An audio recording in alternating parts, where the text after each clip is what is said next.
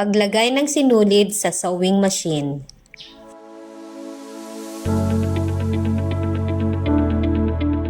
Ipasok ang sinulid sa check lever.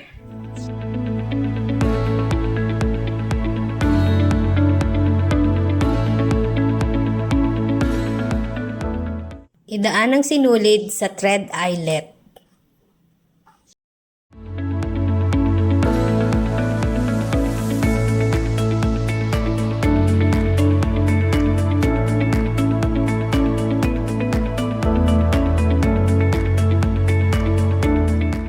Idaan ang sinulid sa kahit anong dis.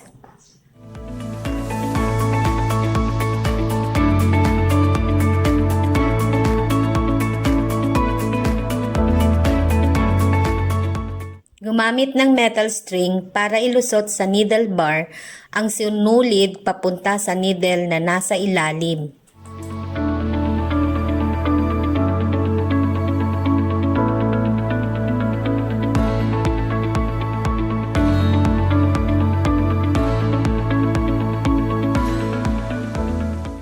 Ipasok ang sinulid sa butas ng karayom.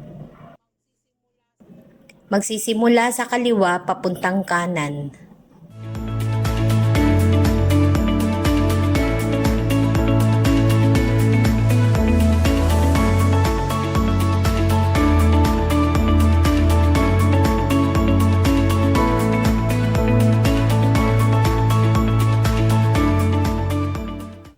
Maaari nang magtahi.